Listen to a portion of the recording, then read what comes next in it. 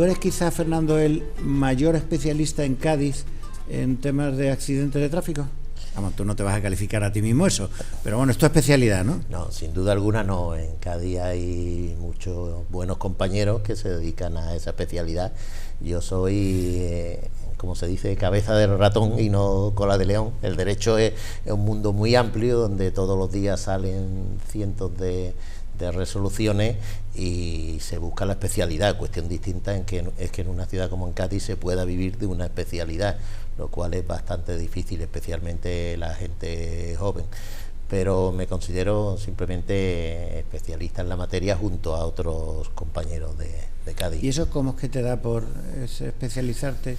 Bueno, realmente es porque hubo un momento de mi vida profesional en que me ofertaron la posibilidad de llevar a una compañía aseguradora, en concreto Mapfre, que en el mundo del seguro es una referencia, y este tipo de compañía te desborda en cuestiones de trabajo. Cuestión distinta es los correspondientes honorarios, que no son los mismos, por supuesto, que los que tiene un letrado que lleva un particular, pero en cualquier caso son compañías que te dan mucho volumen de trabajo, afortunadamente. Y luego, vamos, la sensación que yo tengo, igual es mentira, ¿no? ¿Cómo es la palabra? Litigiosidad. Sí. La litigiosidad en ese ámbito es muy elevada, ¿no? Y hay mucho conflicto, a pesar de todo este tipo de cosas, de partes amistosas y tal, pero al final está... Hombre, si entendemos por litigiosidad en sentido estricto, es decir, las demandas judiciales, ha decaído mucho, porque se han producido dos reformas muy importantes, la modificación del Código Penal y la modificación de la Ley de Responsabilidad Civil y Seguro de la Circulación de Vehículos a Motor, y eso va destinado, lo ponen en los propios preámbulos de una y otra ley, a producir una minoración de los litigios judiciales. Los accidentes siguen siendo los mismos y obviamente hay que efectuar la correspondiente reclamación de no llegarse a un acuerdo. En mi caso, como yo normalmente no veo el accidente hasta que no llega al juzgado, pues lógicamente se ha producido una merma importante en el volumen de asuntos. Judicialmente han bajado mucho los asuntos desde que cambió el Código Penal en el 2015 y desde que cambió la Ley de Responsabilidad Civil y Seguro de la Circulación de Vehículos a Motor a partir del 1 de enero de 2016. Hoy en día está muy regulado el acceso, hay una serie de límites para acceder al juzgado, y está haciendo que el volumen de pleitos, básicamente civiles, porque hoy en día las infracciones penales han quedado muy reducidas, pues haya disminuido considerablemente. ¿Y eso por qué? ¿Qué es lo que me dio? Porque yo leí en los informes del Consejo General del Poder Judicial y del Gobierno, decía que tenía colapsados los juzgados, los pleitos relacionados con el tráfico, ¿no? Claro, porque hasta ahora el sistema era que una vez que alguien tenía un accidente, pues ponía la denuncia y en máquina ponía en funcionamiento la maquinaria judicial. La denuncia daba lugar a la apertura de un procedimiento penal, aunque normalmente terminaban resolviéndose porque siempre son procedimientos a instancias de la parte. Entonces la parte en cualquier momento, igual que ha puesto la denuncia, la puede retirar, que normalmente coincidía con el momento en el que resultaba indemnizado por la compañía contraria. Entonces se han producido dos reformas muy importantes en cuanto al Código Penal, por un doble motivo, porque en cuanto a la dinámica del accidente, porque ya no todo accidente de circulación con resultados de lesiones da lugar a una infracción penal, básicamente porque ya había la jurisprudencia tendía a llevar al campo civil una serie de colisiones o de accidentes, digamos, de carácter leve, las imprudencias leve que cualquier persona puede cometer.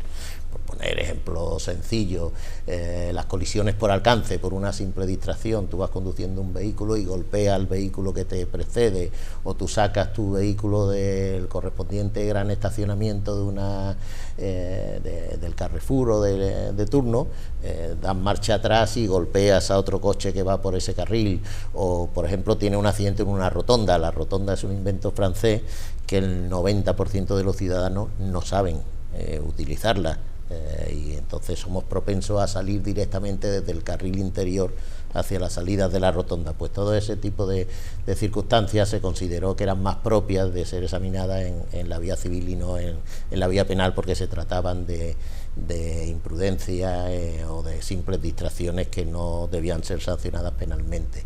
Y luego porque también antiguamente cualquier lesión que requiriese más de una primera asistencia o tratamiento médico-quirúrgico ya daba lugar a que pudiera ser vista en vía penal, y hoy en día se exigen unas lesiones de mayor gravedad.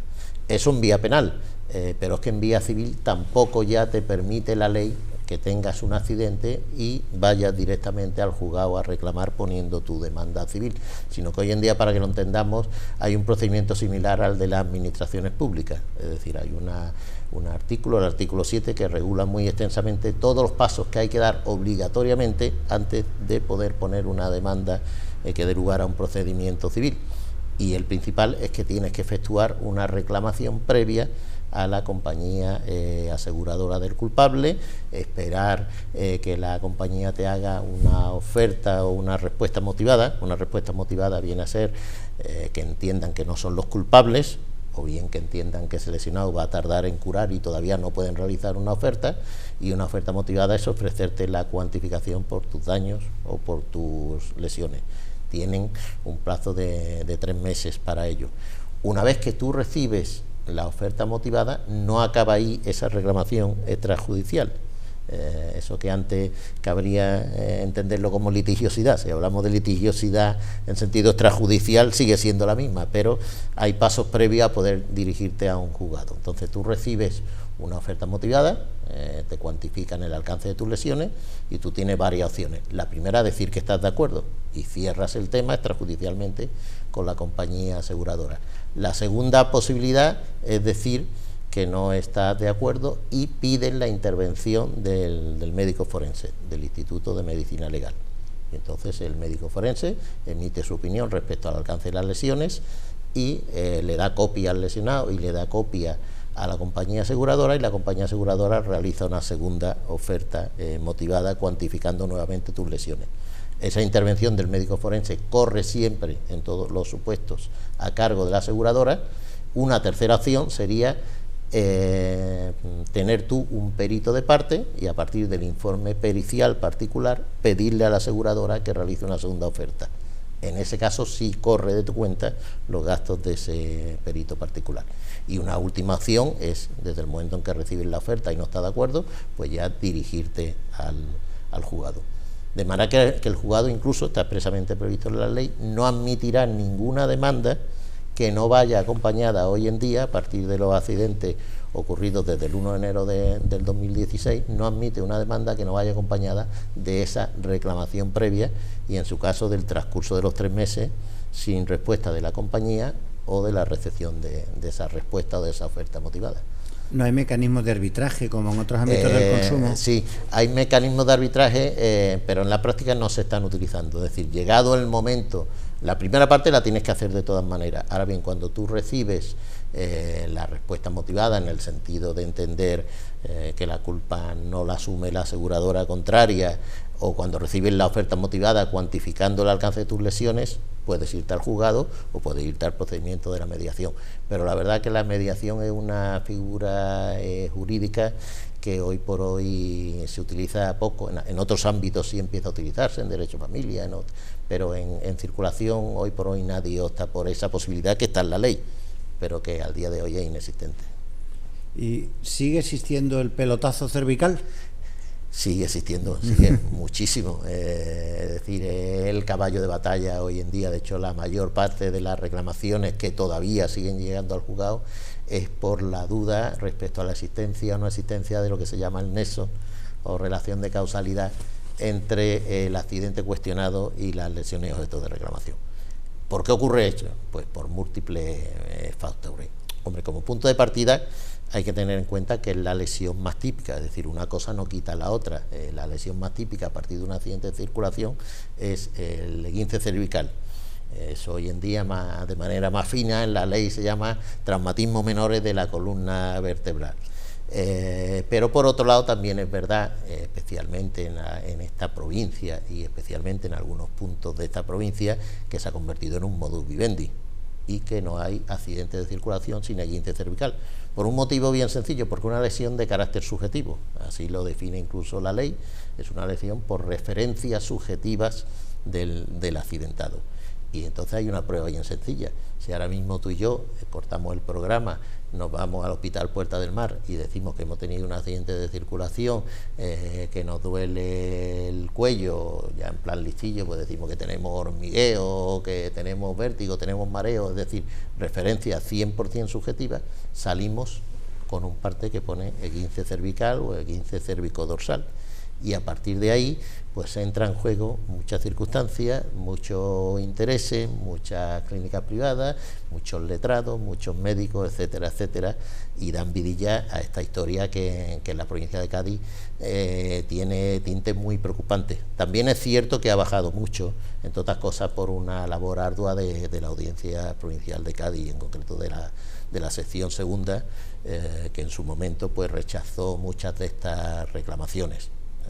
Básicamente hay el criterio a tener en cuenta, sobre todo el criterio de la intensidad, es decir, si a partir de un golpe de una excesiva levedad pueden o no producirse este tipo de lesiones, y hay casos que son muy significativos respecto a que resulta materialmente imposible que en una colisión por alcance, porque el coche de detrás en un semáforo ha dejado por un momento de pisar el freno, ha rozado al que le precede y ni uno ni otro vehículo tiene daño, o a lo sumo tiene un simple arañazo, pues parece difícil de creer que en el coche delante pueda haber 5 personas, normalmente jóvenes, que refieran las 5 esguinces cervicales, que refieran los mismos síntomas, que vayan a la misma clínica, que tengan informes milimétricamente iguales desde el primer al último día. Y además, una cosa muy curiosa en este tipo de clínicas que han surgido en los últimos tiempos, son lesionados que, a diferencia del resto de los mortales, no curan. Es decir, entran y salen refiriendo las mismas algías o dolores, porque lógicamente van creándose un ánimo de enriquecimiento injusto de cara a reclamar no solo el periodo de incapacidad temporal, el periodo de su curación, sino una posible secuela a partir de ese accidente aparentemente insignificante. O sea que el collarín se ha convertido en un medio de vida. En esta provincia sí, es un modo... ¿Y por qué es distinto esta provincia de otras? Bueno, quizá ahí entrarían en juego cuestiones sociales, más que picaresca, hombre, yo creo que algo tendrá que ver pues los índices de paro y también el boca a boca. Es decir, es muy típico de determinadas localidades, muy típico de determinadas clínicas. Los cuellos de la provincia de Cádiz son los mismos que los de La Coruña, y los Volvos son los mismos que los de Lisboa. Pero no cuadra con la estadística. Cádiz, por desgracia, durante bastantes años ha ocupado, ahora que acabamos de vivir un partido, puestos de Champions League. Ocupaba el primer lugar sin tener ello una explicación objetiva en función del parque móvil y del número de accidentes. ¿Por qué? Porque se ha extendido a través del boca a boca el uso y costumbre de que en Cádiz no hay accidentes sin esguince cervical, por esa razón que te he explicado, porque es la única lesión de carácter subjetivo. Es decir, si tú tienes un accidente de envergadura y tienes doble fractura de tibia y peroné, nadie va a dudar de que tienes esa lesión, pero en este caso pues la picaresca entra en juego, auspiciada por todos los gremios, todo hay que decirlo. Porque te he creído entender que hay clínicas especializadas. Claro, hay clínicas que han surgido en los últimos tiempos que dan lugar a una estadística inexplicable en comparación con otras provincias. Es decir, se supone que en función del número de habitantes pues debe haber un determinado número de hospitales o de clínicas, pero en la provincia de Cádiz hay un número inexplicable de clínicas privadas que viven de la asistencia a los lesionados en accidentes de circulación. Y el 90, por no decir números más altos, de los lesionados en accidentes de circulación refieren esguince cervical o sintomatología similar, algias lumbares o algias dorsales, sintomatología 100% subjetiva, es decir, aquella que no se puede acreditar con prueba objetiva, a diferencia de cualquier otra lesión que ocurre en un accidente de circulación. Y yo creía que con la irrupción del carné por puntos y con la mejora incluso de carreteras, digamos que se había disminuido notablemente el número de accidentes.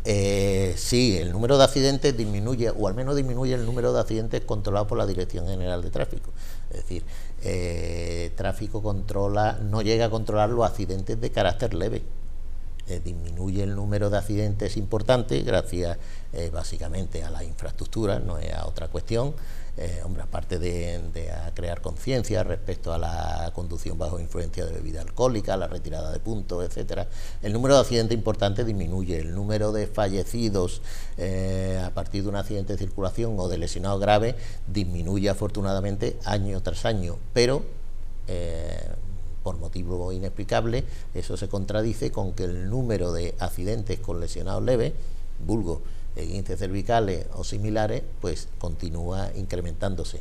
Y de hecho en la estadística no suelen salir ese tipo de accidentes porque son lesionados que a veces surgen mucho tiempo después, que en un primer momento no consta al dar los correspondientes partes de accidente que esa persona haya resultado lesionado, o como no intervienen la Guardia Civil o la Policía Local correspondiente, no queda registrado a efectos de estadística de la Dirección General de Tráfico, pero son la mayor parte de los accidentes que se ven en los juzgados.